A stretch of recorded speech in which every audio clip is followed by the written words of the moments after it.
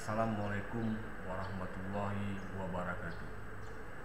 Saya nama Eratoni Agung Sari Praja, mahasiswa pada program studi Hukum Ekonomi Syariah, program Pasca Sarjana Institut Agama Islam Negeri Batu Sangkar.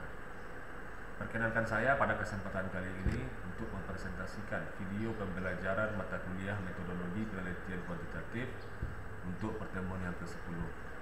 Pada pertemuan ke-10 kali ini, kita akan mempelajari mengenai teknik analisis data.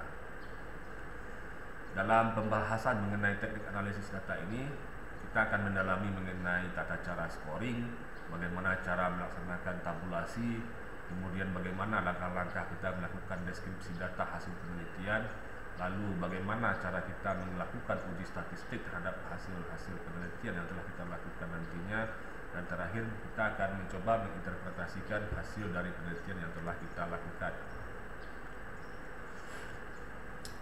Menurut Sugiono, teknik analisis data ini adalah sebuah tindakan pengelompokan data berdasarkan variabel dan jenis responden, lalu melakukan tabulasi data berdasarkan variabel, serta menyajikan data tiap variabel yang telah diteliti, lalu dilakukan perhitungan untuk menjawab rumusan masalah dan melakukan perhitungan untuk menguji hipotesis yang telah diajukan.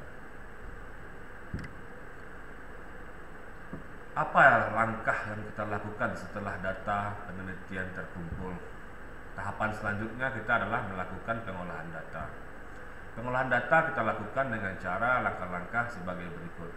Yang pertama, kita melakukan persiapan.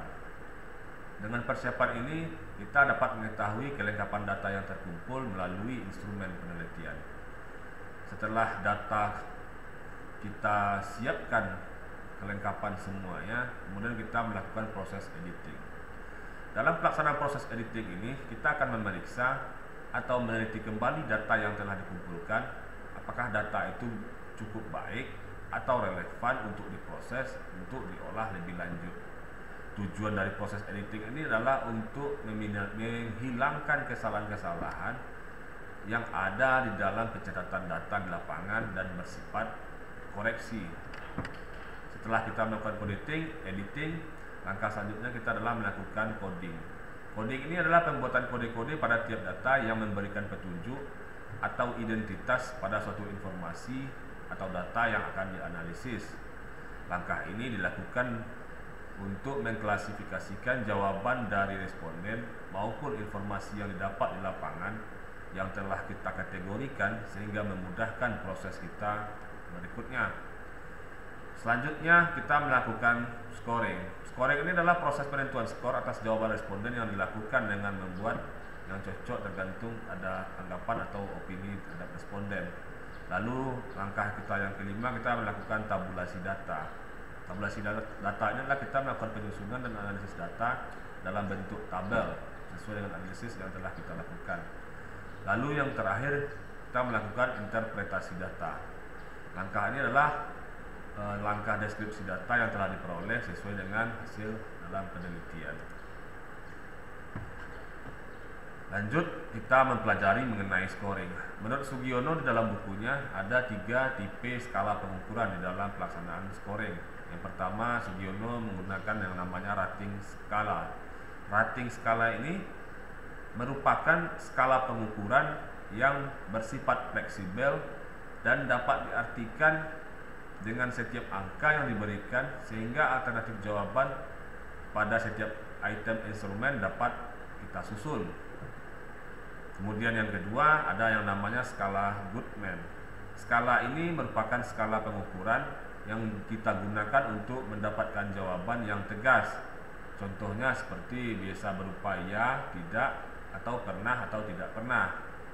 Kemudian skala Likert. Skala pengukuran ini merupakan skala pengukuran yang punya gradasi dari emotikon jiwa dari hasil dari seorang responden. Lalu apa perbedaan teknik analisis data dalam penelitian kuantitatif dengan penelitian kualitatif? Di dalam penelitian kuantitatif, kita melakukan analisis data sebagai langkah menyajikan dan menginterpretasikan data yang berupa angka dengan menggunakan teknik statistik. Tujuannya apa? Tujuannya adalah untuk mendeskripsikan dan menjelaskan fenomena yang kita teliti. Hasil analisis dari analisis kuantitatif ini berupa statistik deskriptif. Contoh statistik deskriptif ini dapat disajikan dalam pengukuran kecenderungan sentral, mean, median, mode, dan variabel sekitar. Lalu yang kedua, hasil analisisnya berupa statistik inferensi. Statistik ini merupakan hasil dari uji statistik yang berupa deduksi dari data yang dikumpulkan untuk menguji seperangkat hipotesis dan kemudian kita gunakan untuk menyimpulkan temuan sampel dengan populasi. Lalu analisis data kualitatif.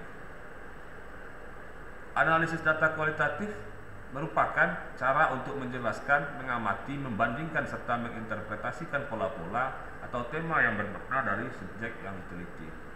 Maknanya adalah untuk mencapai tujuan tertentu dalam sebuah penelitian. Jenis-jenisnya seperti etnografi, analisis narasi, analisis wacana, tekstual, dan visual. Kemudian analisis data, deskripsi data penelitian. Dalam penelitian kuantitatif, deskripsi data ini kita transfer dalam bentuk angka dengan menggunakan statistika deskriptif. Tujuannya apa? Tujuannya adalah untuk dilakukan analisis deskriptif dengan menggunakan teknik statistik untuk meringkas data agar menjadi lebih mudah dilihat dan lebih mudah untuk dimengerti. Analisis data yang paling sederhana dan paling sering digunakan oleh peneliti adalah menganalisis data dengan menggunakan prinsip-prinsip deskriptif. Dengan menggunakan analisa ini, kita dapat mempresentasikan secara ringkas, sederhana, dan lebih mudah untuk kita pahami. Yang termasuk parameter statistik yang dimaksud adalah sebaran data, sentral tendensi, variabilitas, serta pada kondisi tertentu nilai maksimum dan minimum juga bisa kita masukkan. Kemudian kita lanjut mengenai interpretasi hasil penelitian.